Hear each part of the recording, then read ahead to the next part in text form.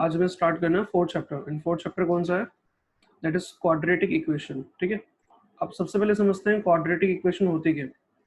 हमने already second chapter के अंदर पॉलिनोमियल के अंदर और नाइन्थ क्लास के अंदर भी पॉलिनोमियल चैप्टर के अंदर ऑलरेडी ये पढ़ा था कि पॉलिनोमियल्स इक्वेशंस कौन सी होती हैं, और इक्वेशंस को हमने क्लासिफिकेशन भी पढ़ा था उनका, कि अगर डिग्री 1 होती है तो लीनियर इक्वेशन होती है, अगर डिग्री 2 होती है तो क्वाड्रेटिक इक्वेशन होती है, अगर डिग्री 3 होती है सो दैट मीन्स क्यूबिक इक्वेशन होती है। ठीक है ना। सो अभी डिग्री क्या होता है? जो हाईएस्ट पावर होगी that is called degree. So quadratic equations कौन सी होती हैं? क्वाड्रेटिक इक्वेशंस वो होती हैं, वो पॉलिनोमियल्स होती हैं जिनमें हाईएस्ट पावर कितनी होगी, दैट मीन्स डिग्री कितनी होगी, 2 होगी। तो हम यहाँ पे उसको लिख सकते हैं इस तरीके से, जो उसकी स्टैंडर्ड फॉर्म होगी, मतलब क्वाड्रेटिक इक्वेशन की जो स्टैंडर्ड फॉर्म है that is ax² plus bx plus c is equal to 0। ax² plus bx plus c is equal to 0, ये क्वाड्रेटिक इक्वेशन होती है इसमें। ठीक है, इसमें जो ये a होता है वो क्या होता है? Coefficient of x²। Coefficient of x² क्या होता है? a होता है। b क्या होता है? b होता है कोएफिशिएंट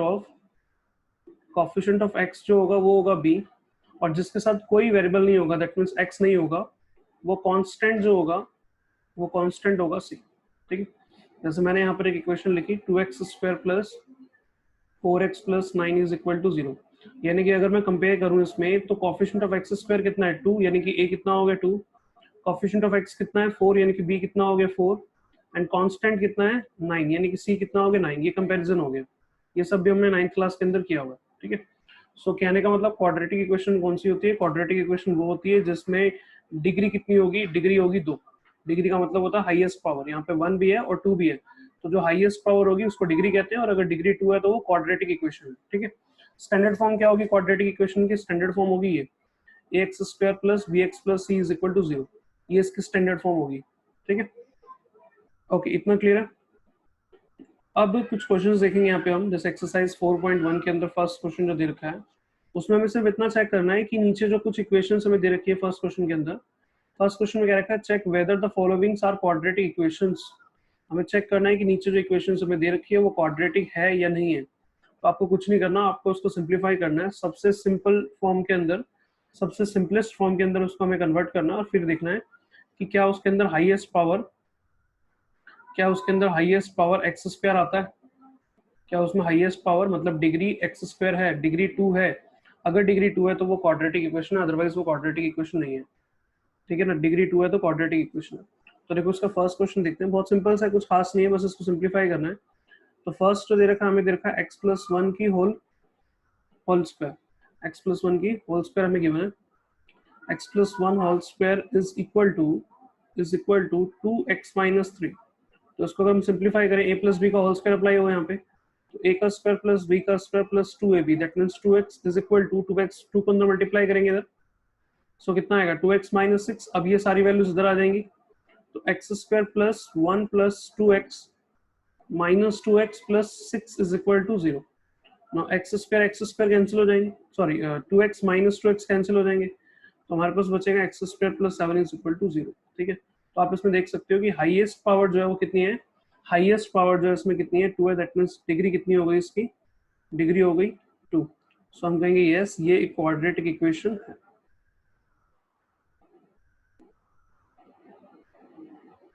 ठीक है, तो इस तरीके से सारे पार्ट्स को सिंप्लीफाई करना है, और जो हाईएस्ट पावर 2 आएगी दैट मींस डिग्री अगर 2 आएगी तो क्वाड्रेटिक इक्वेशन होगी, अदरवाइज नहीं होगी। ठीक है, जैसे हम देखते हैं इसके बाद कोई क्वेश्चन देखते हैं, थर्ड देख लेते हैं इसके बाद। तो थर्ड क्वेश्चन के अंदर क्या कह रखा है? थर्ड क्वेश्चन के अंदर हमें दे रखी है वैल्यूज, थर्ड क्वेश्चन में गिवन है x minus 2 x plus 1 is equal to x minus 1 and x plus 3। Now इसको मल्टीप्लाई करते हैं, देखो जब मल्टीप्लाई करेंगे तो कितना आएगा? x² minus 2x, x² minus 2x, या डायरेक्ट भी कर सकते हैं क्योंकि x सेम है, तो x² माइनस 2 यानी कि माइनस x एंड माइनस 2, इधर भी x सेम है, तो x² प्लस 2x माइनस 3, ये हमारे पास आ गया। अब दोनों को सिंप्लीफाई करेंगे तो एक को शिफ्ट कर देंगे एक तरफ, तो x² minus x minus 2 minus x² minus 2x and plus 3 is equal to 0। Now x² cancel हो गया, x² कैंसिल हो गया, माइनस का x माइनस का 2x माइनस का 3x, और माइनस का 2 प्लस का 3 तो प्लस का 1 आएगा इज इक्वल टू 0। तो अब यहाँ पे ध्यान से देख सकते हो उसके अंदर एक्स स्क्वायर नहीं है, हाईएस्ट पावर 2 नहीं है, हाईएस्ट पावर इसके अंदर 1 है। सो दैट मीन्स हम लिखेंगे no this is not a quadratic equation. ठीक है, ये इसका आंसर हुआ। अब मुझे इसमें बताओ कोई पार्ट जो नहीं कंफ्यूज लग रहा है वो बताओ, मैं वो करके बताता हूँ। देखो उसका 6th पार्ट देखते हैं। ओके 6th पार्ट में क्या क्या रखा है? 6th पार्ट में गिवन है हमें गिवन है x square plus 3x plus 1 is equal to x minus 2 का होल स्क्वायर। नाउ सॉल्व करेंगे, x square plus 3x plus 1 is equal to x minus a minus b का whole square, a का square plus b का square minus 2ab। Now shift करेंगे जब इसको तो x square से एक्स स्क्वायर कट जाएगा, माइनस का 4x उधर जाके प्लस हो गया यानी कि 7x हो जाएगा। इधर 1 है इधर 7 है तो सॉरी इधर 1 है इधर 4 है तो जब 4 इधर शिफ्ट होगा तो नेगेटिव होगा तो -3 आएगा, दैट मींस 0। तो इसमें भी देख सकते हो डिग्री कितनी है इसमें, डिग्री कितनी है इसमें, डिग्री है 1, दैट मींस ये लीनियर इक्वेशन है नॉट क्वाड्रेटिक। ठीक है ना, तो नो ये भी क्वाड्रेटिक इक्वेशन नहीं होगी। नेक्स्ट सेकंड क्वेश्चन के अंदर क्या रखा है, represent the following situation in the form of the quadratic equation. नीचे कुछ प्रैक्टिकल सिचुएशंस हमें दे रखी है, उन सिचुएशंस को हमें क्वाड्रेटिक फॉर्म में चेंज करना है। ठीक है, ये बिल्कुल वैसे ही है जिस थर्ड चैप्टर के अंदर हमने कहा था, डिफरेंट हमें क्वेश्चंस दे रखे थे, डिफरेंट सिचुएशंस दे रखी थी, उन्हें इक्वेशंस में कन्वर्ट करना था। वैसे ही यहाँ पर है, कुछ ना कुछ सिचुएशंस दे रखी होगी, उन्हें क्वाड्रेटिक इक्वेशन की फॉर्म में चेंज करना होगा, यानी कि अपने आप को क्वाड्रेटिक इक्वेशन में ही कन्वर्ट हो जाएंगी। तो हमें उन सिचुएशंस को इक्वेशन में कन्वर्ट करना है। ठीक है, अब देखो क्या कह रखा है इसमें। फर्स्ट क्वेश्चन में क्या रखा था, area of the rectangular plot is 528 metre square and the length of the plot is one more than twice of its breadth। ठीक है ना, we need to find the length and breadth of the plot। तो हमें इसकी quadratic equation बनानी है और हमें फाइंड क्या करना है, हमें फाइंड करना है, मतलब फाइंड करके दिखाना नहीं है, सिर्फ इक्वेशन बनानी है। और वो कह रहा है कि हमें फाइंड क्या करना है, वैसे तो दिखाया तो हमें लेंथ और ब्रेथ फाइंड आउट करनी है। ठीक है, लेट कर लेते हैं इसमें, let the length and breadth of plot L और बी मान लो या एक्स और वाई मान लो, एक्स एंड वाई। ठीक है, तो लेंथ हमने मान ली x और ब्रेथ हमने मान ली y। अब क्या रखा उसका, रेक्टेंगुलर प्लॉट का जो एरिया है वो कितना है, 528 मीटर स्क्वायर। और हमें पता है एरिया ऑफ रेक्टेंगल क्या होता है, हमें पता है एरिया ऑफ रेक्टेंगल होता है, हमें पता है एरिया ऑफ रेक्टेंगल होता है,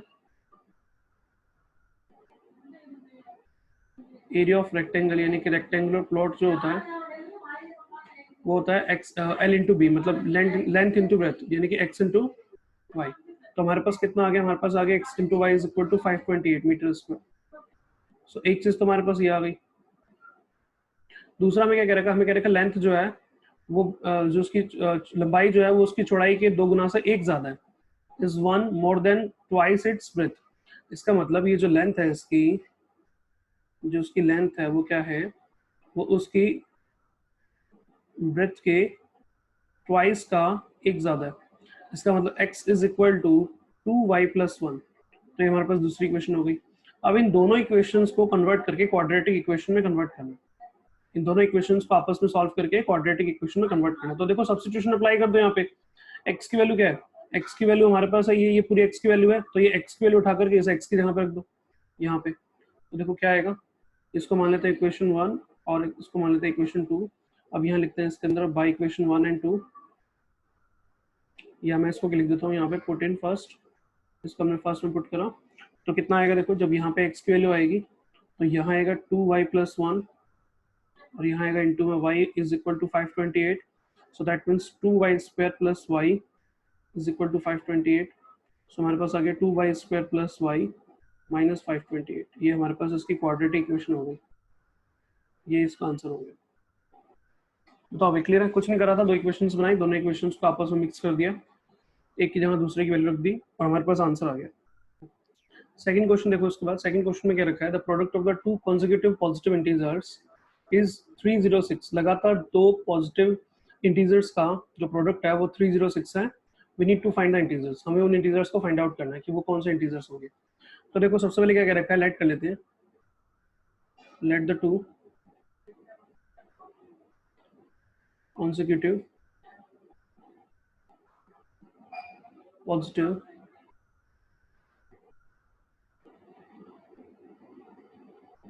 integer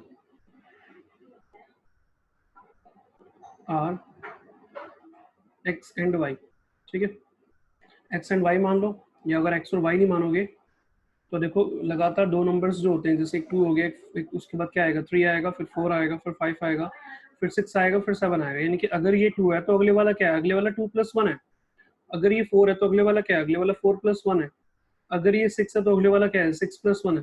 इसका मतलब अगर पहला नंबर यानी कि सबके बीच में कितने 1 1 का गैप होगा ना, अगर पॉजिटिव इंटीजर्स होंगे कॉन्सिक्यूटिव, तो कॉन्सिक्यूटिव का मतलब लगातार हो गया, इसका मतलब उनके बीच का डिफरेंस एक होगा, तो अगर एक x है तो दूसरा क्या होगा, x + 1, ठीक है, तो ऐसे दो मान लो, यानी कि अगर एक x होगा तो दूसरा उससे एक ज्यादा होगा, यानी कि x + 1 होगा, तो जो मैंने x और y माने वो x और y ना मान के हम क्या मान लेते हैं कि जो लगातार टू पॉजिटिव इंटीजर्स है वो क्या है, एक x है और दूसरा क्या है, x + 1। अब क्वेश्चन में क्या रखा है, उनका प्रोडक्ट क्या है, उनका प्रोडक्ट है 306, तो इसका मतलब पहला होगा x और दूसरा होगा x + 1 इज इक्वल टू 306। ना उसको मल्टीप्लाई करते हैं, x² + x is equal to 306, that means x² + x minus में 306 इज इक्वल टू, ये हमारे पास आंसर हो गया। सिर्फ अभी हमें यहाँ पे क्या करना है, इक्वेशंस बना करके छोड़ देनी है, और क्या उसका आंसर होगा वो अगली एक्सरसाइज में देखेंगे। थर्ड क्वेश्चन देखो, जो मैं थर्ड चैप्टर किया था तो मैंने उस टाइम भी ये चीज़ बताई थी कि इस तरीके के क्वेश्चन जो एजेस वाले होते हैं वो कई सारे में देखने को मिलते हैं, तो इसको ध्यान से उस टाइम भी समझाया था और अभी भी यहाँ पे रिपीट हो रहा है। थर्ड क्वेश्चन में देखो क्या कह रखा, थर्ड क्वेश्चन में क्या रखा, Rohan's mother is 26 year older than him. Rohan की जो मदर है वो रोहन से 26 साल बड़ी है, ठीक है, रोहन की मदर जो है वो रोहन से 26 साल बड़ी है। The product of their ages in the years 3 year from now will be 360। आज से 3 साल बाद उनकी एज का प्रोडक्ट जो होगा वो क्या होगा, वो 360 होगा, ठीक है ना, 360 होगा। तो लेट कर लेते हैं, let the present age of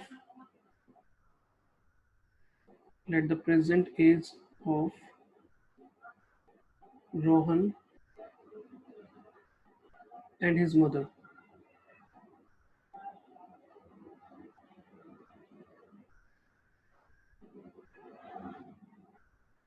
x and y मान लेते हैं। तो क्वेश्चन में क्या रखा, उनकी जो एजेस है वो कितनी है, एक्स और वाई मान लिया हमने, और क्वेश्चन में क्या रखा है, उनकी एज का डिफरेंस क्या है, 26 साल है, मतलब रोहन की मदर जो है वो रोहन से 26 साल बड़ी है। तो आप या तो उसको एक्स और वाई मान सकते हो या फिर वाई ना मान के, अगर रोहन की एज हमने एक्स मानी है तो उसकी मदर की कितनी होगी, एक्स + 26, यही तो होगी, क्योंकि उसकी मदर और उसकी एज में 26 साल का डिफरेंस है। कैसे डिफरेंस है, क्योंकि वो क्या कह रहा है कि रोहन की मदर जो है वो रोहन से 26 साल बड़ी है, यानी कि इसका मतलब अगर रोहन की एज एक्स है तो मदर की कितनी होगी, एक्स + 26, उससे 26 बड़ी होगी, ठीक है। अब आगे क्या रखा, अब से 3 साल बाद, यानी कि फ्रॉम नाउ, प्रेजेंट से 3 साल बाद, ठीक है ना, तो प्रेजेंट से 3 साल बाद यानी कि 3 ईयर फ्रॉम नाउ, अब से 3 साल बाद उनकी एज क्या होगी, अब से 3 साल बाद अमन की एज क्या, सॉरी रोहन की एज क्या होगी, रोहन की एज क्या होगी, आज कितनी एक्स है तो 3 साल बाद कितनी होगी, एक्स + 3, तो उसकी मदर की क्या होगी, उसकी मदर की एज क्या होगी भाई, इसमें 3 ऐड हो जाएगा, यानी कि एक्स + 29। और अब वो कह रहा है कि अब जब 3 साल बाद उनकी एज में रिलेशन क्या है, उसका प्रोडक्ट है 360, प्रोडक्ट है उसका 360, इसका मतलब x + 3 x + 29 is equal to 360, ठीक है ना, इज इक्वल टू 360। यहाँ तक क्लियर हो गया होगा क्वेश्चन, बस अब उसको मल्टीप्लाई करना है हमें, मल्टीप्लाई करने कितना आएगा, मल्टीप्लाई करेंगे x² और यहाँ आ जाएगा कितना 32x, और 29 को 3 से मल्टीप्लाई करेंगे 87 इज इक्वल टू 360, तो हमारे पास आएगा x² + 32x + 87 माइनस में 360 इज इक्वल टू 0। तो x² + 32x और ये कितना आएगा, 360 में से माइनस करेंगे तो 17 और माइनस हो जाएगा, दैट मीन्स माइनस का 283 इज इक्वल टू 0। तो ये इन दोनों की इक्वेशन में, इन दोनों की एजेस का रिलेशन आ गया इक्वेशन की फॉर्म में, ठीक है, ये आंसर हो गया। तो अभी क्लियर तक ठीक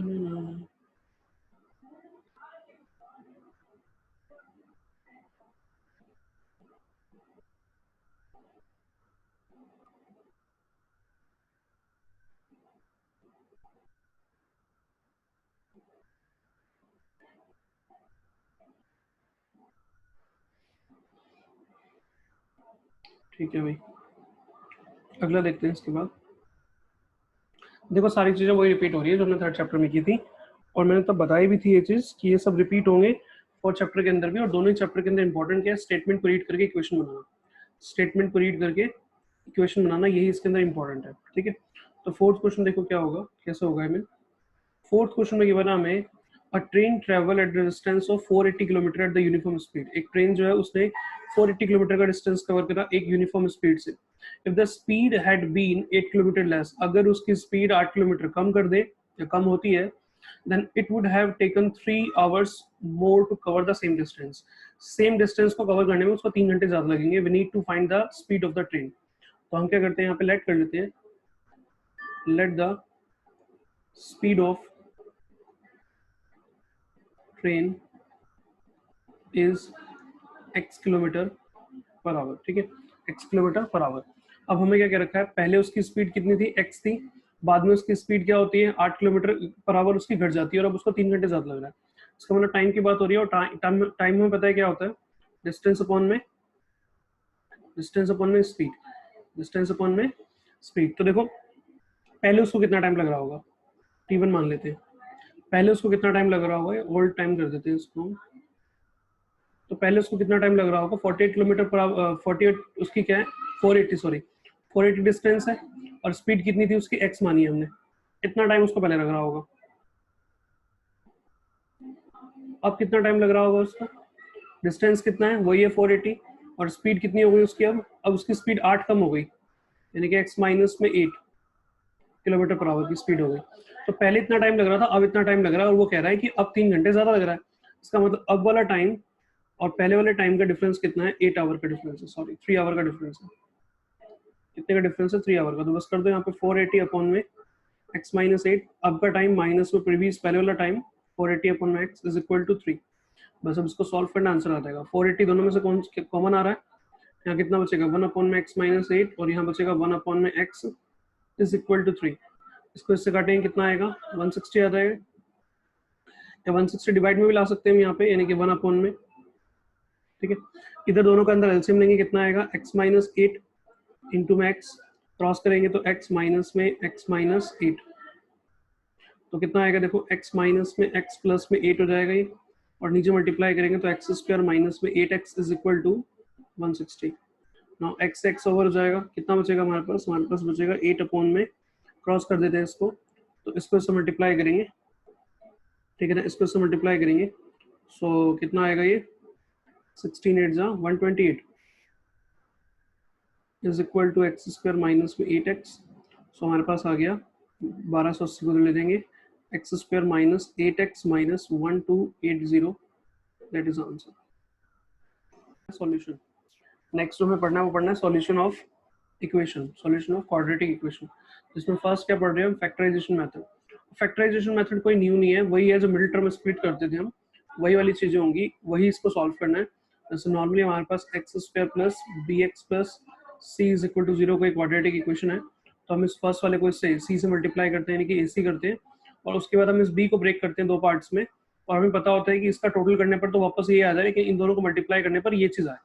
उसके बाद फिर हम जब यहाँ पे लिखते हैं इसको ब्रेक करके कॉमन निकालते हैं और फैक्टर कर देते हैं, उसी को फैक्टराइजेशन मेथड कहते हैं, और उसी फैक्टराइजेशन मेथड से हम क्वाड्रेटिक इक्वेशन का सॉल्यूशन निकालेंगे। ठीक है, क्वेश्चन देखते हैं इसके एक दो पहले, कुछ खास नया नहीं है इसके अंदर, ये वही पुराने वाला ही है, कुछ और मेथड्स यहाँ पे न्यू आएंगे जो फर्स्ट टाइम इंट्रोड्यूस होंगे। ठीक है ना, फिलहाल तो ये इजी है।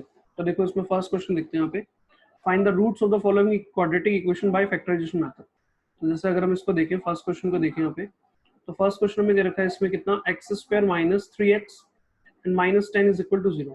ना मल्टीप्लाई करने पर 10 और सम करने पर -3, मल्टीप्लाई करने पर 10 और सम करने पर -3। तो बताओ कौन से दो नंबर्स होंगे, मल्टीप्लाई करने पर 10 और सम करने पर -3। ओके, सम करने पर -3 आना चाहिए, मल्टीप्लाई करने पे -10 आना चाहिए, दैट मीन्स -5 एंड +2। तो इसको सॉल्व करते हैं। अगर इसको सॉल्व करते हैं तो एक्स स्क्वायर माइनस का 5x and then plus 2x -10 is equal to 0।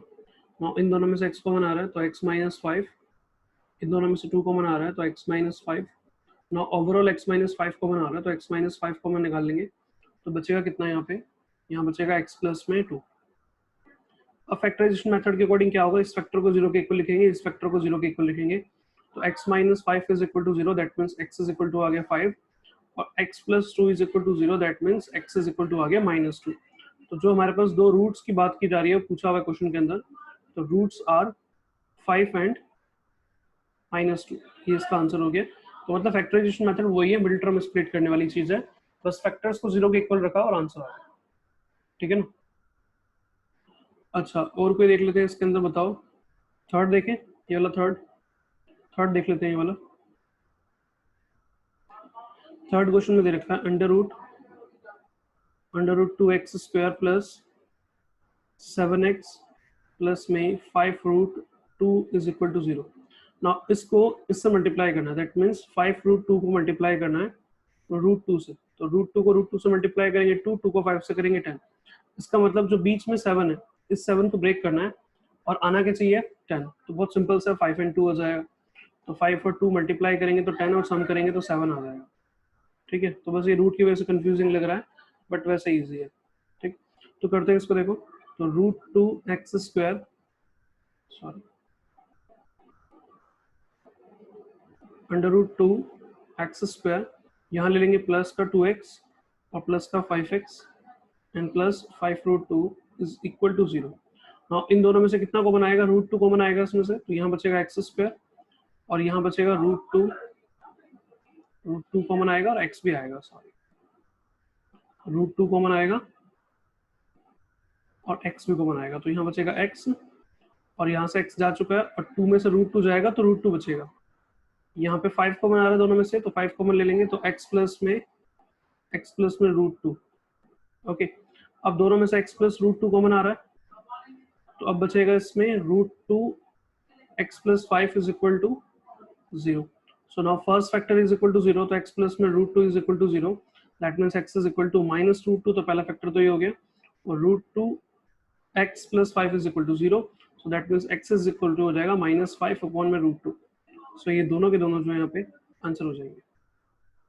जो फोर्थ है, फोर्थ पार्ट के अंदर उसको बस सिंप्लीफाई कर लेना है। यहाँ पे 2x square minus x plus में 1/8 इज इक्वल टू 0, इसका एलसीएम ले लेना 8, तो यहाँ हो जाएगा 16x स्क्वायर माइनस का 8x और प्लस का 1 इज इक्वल टू 0। 8 को इधर क्रॉस करोगे तो 0 मतलब 8 खत्म हो जाएगा, 0 से मल्टीप्लाई हो गए, तो 16x square minus 8x plus 1 is equal to 0। अब इसको सॉल्व करना, मल्टीप्लाई करने पे 16, सम करने पर -8, दैट मीन्स -4 एंड 4, -4 एंड -4। अब जो पिछली एक्सरसाइज में हमने किया था, यानी कि 4.1 में जो किए थे, वहाँ पर हमने सिर्फ इक्वेशंस बनाई थी, सिचुएशन से इक्वेशंस बनाई थी, उनको सॉल्व करके आंसर नहीं दिया था। लेकिन अभी जो हम क्वेश्चंस करेंगे उसमें हम क्या करेंगे, सिचुएशन से इक्वेशन बनाएंगे और फिर इक्वेशंस को सॉल्व भी करेंगे। सॉल्व करने के लिए कौन सा मेथड यूज करेंगे, फैक्टराइजेशन मेथड यूज करेंगे, जो अभी हमने सीखा है, ठीक है। तो अभी पहले इसकी इक्वेशंस बनाते हैं फिर सॉल्व करते हैं, ठीक है। तो क्वेश्चन में क्या रहेगा, find the two numbers whose sum is 27, find the two numbers whose sum is 27 and the product is 182। तो लेट कर लेते हैं, let the two number, let the two numbers are x and y। so हमें पता है उनका सम कितना है, उनका सम है 27, that means x plus y is equal to 27, and उनका जो प्रोडक्ट है, उनका प्रोडक्ट है 182, ठीक है ना। उनका प्रोडक्ट है 182, यानी कि 182 प्रोडक्ट क्या होगा, प्रोडक्ट होगा x into y is equal to 182। Now अब हमें इनसे इक्वेशंस बनानी है, तो यहाँ से फर्स्ट इक्वेशन से या तो x के लिए निकाल लो या y के लिए निकाल लो, और वो y या x के लिए निकाल के दूसरी इक्वेशन पुट कर दो।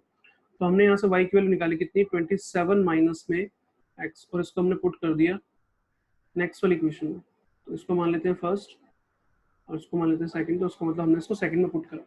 तो जैसे हमने इसको सेकंड में पुट करा तो x रहेगा, y की जगह कितना आएगा 27 minus x is equal to 182। Now इस x को अंदर मल्टीप्लाई करेंगे तो कितना आएगा 27x एंड माइनस में x square is equal to 182। Now इस नेगेटिव को पॉजिटिव करना है क्योंकि एक्स स्क्वायर नेगेटिव है, इसको उधर शिफ्ट करेंगे तो एक्स स्क्वायर पॉजिटिव हो जाएगा, माइनस का 27x और प्लस का 182 is equal to 0। Now factor करना है, मल्टीप्लाई करने पर 182 एंड सम करने पर -27। तो कौन से दो नंबर्स होंगे सोचना है हमें। तो दो फैक्टर्स कौन से होंगे, वो दो फैक्टर्स होंगे 13 एंड 14।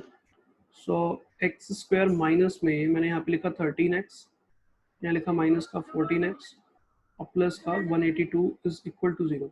ना इसमें से x को बनाया x माइनस में 13, यहाँ से जैसे 14 कॉमन निकालेंगे तो x माइनस में 13 is equal to 0। x minus 13 दोनों में से कॉमन आ गया और x minus 14 is equal to 0।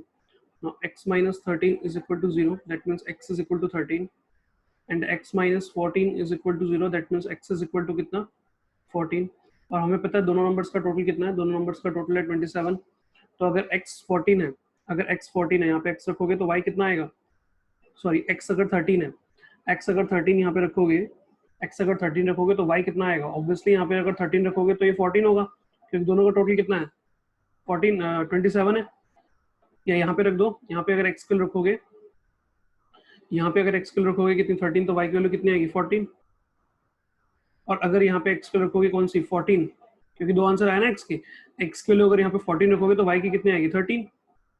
तो कहने का मतलब ये है कि दो नंबर जो है वो 13 और 14 है, चाहे पहले 13 कर लो बाद में 14 कर लो या पहले 14 कर लो बाद में 13 कर लो, जो दो नंबर्स हैं वो कौन से होंगे, वो दो नंबर्स होंगे 13 और 14। ठीक है, तो ये आंसर हो गया हमारा। दो आंसर नहीं है, एक ही आंसर है एक्चुअल में, क्योंकि यहाँ पे नंबर्स है, हमें ये नहीं कह रखा कि पहले कौन सा बाद में कौन सा है। तो मैं कहूँ 13 और 14 आंसर है, 14 और 13 आंसर है, तो बात एक है। सो वो जो नंबर्स होंगे वो कौन से होंगे, so those numbers are 14 and 13, that is answer. ये आंसर हो गया। ओके, नेक्स्ट फोर्थ क्वेश्चन देखते हैं। सिमिलर ही है, हमने इस एक्सरसाइज में भी किया था। Find the two consecutives, find two consecutive positive integers. So let कर लेते हैं, let the two consecutive positive integers are, पहला x होगा तो दूसरा क्या होगा x प्लस 1, क्योंकि दोनों के बीच में एक का गैप होगा ना, लगातार दो नंबर्स हैं। तो अभी पीछे मैंने बताया था एक x हो गया और एक x प्लस 1 होगा। तो अब वो कह रहा है सम ऑफ whose स्क्वायर इज 365। इनके स्क्वायर का टोटल कितना है, 365। इसका मतलब एक्स स्क्वायर प्लस में दूसरे नंबर का स्क्वायर x प्लस 1 का स्क्वायर इज इक्वल टू 365। मैं उसको सॉल्व करना है। एक्स स्क्वायर प्लस यहाँ पे a प्लस बी का होल स्क्वायर, a का स्क्वायर प्लस b का square plus 2ab is equal to 365। So कितना आएगा एक्स स्क्वायर 2x स्क्वायर, तो यहाँ आ जाएगा 2x स्क्वायर प्लस 2x। 365 को लेके आएंगे तो 1 में से माइनस हो जाएगा, तो 364 इज इक्वल टू 0। अब दोनों में से सब में से 2 कॉमन आ रहा है, तो x square plus x minus में यहाँ कितना हो जाएगा, कितना होगा भाई 157 is equal to 0। Now multiply करने पर 157 और सम करने पर 1। ठीक है, तो ये तुम्हारा होमवर्क है, इसको अपने आप करना। ठीक है, कहाँ तक हो गए, 4 तक हमने कर लिए। ठीक है, आप लोग 5th ट्राई करके देखना, 6 भी ट्राई करके देखना, लेकिन एटलीस्ट 4 तक तो कंप्लीट करनी करना है। ठीक है, यहाँ तक करना, बाकी कोई कंफ्यूजन हो तो बताओ।